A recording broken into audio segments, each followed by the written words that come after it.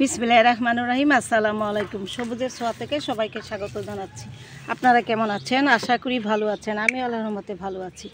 এই যে আমার চা পাতার তরল, সিদ্ধ করা চা পাতার তরল আমি আজকে গোলাপ গাছে দিয়ে দিব। গোলাপ গাছে কিন্তু পটাশের, নাইট্রোজেনের, ফসফরাসের এবং আয়রনের ঘাটতি পড়ে।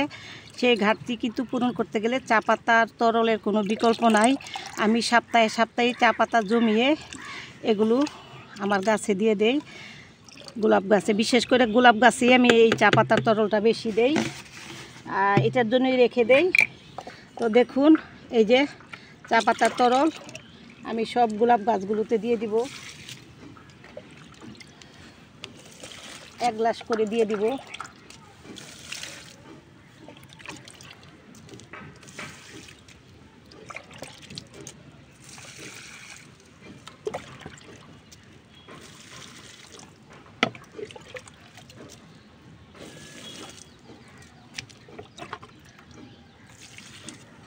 এটা কিন্তু গাছের ফুল, তারপরে গাছের পাতা পুড়ে যাওয়া, তারপরে গাছের কলি ঝরে পড়া, এগুলো থেকে রোধ করে এই চা পাতার তরল।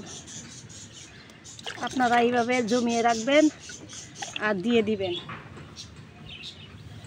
আমি কিন্তু এইভাবে সবগুলো গাছেই দিয়ে দেব।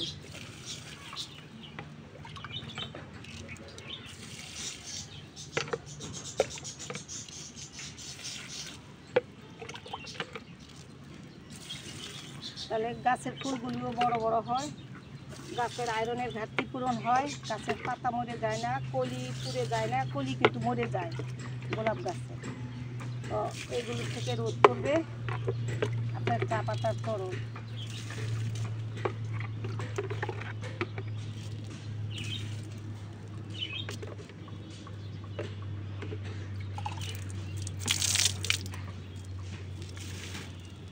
দিয়ে দিলাম সবগুলো গাছে।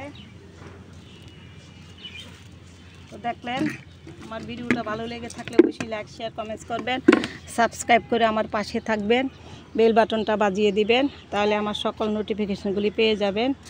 আর আপনারাও এইভাবে গোলাপ গাছের পরিচর্যা করুন। বড় বড় গোলাপ, অনেক গোলাপ পেতে হলে এই চা পাতার, সিদ্ধ করা চা পাতার পানি তরল, এটার কোনো বিকল্প নেই। সপ্তাহে সপ্তাহে আপনারা এই গাছে প্রয়োগ করবেন, দেখবেন আপনাদের গাছে অনেক ফুল চলে আসবে।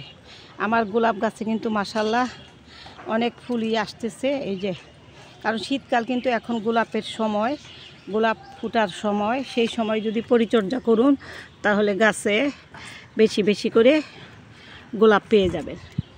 তো আজকে এই পর্যন্তই। ভালো থাকবেন, সুস্থ থাকবেন, সবুজের ছোঁয়ার পাশে থাকবেন। আল্লাহ হাফিজ।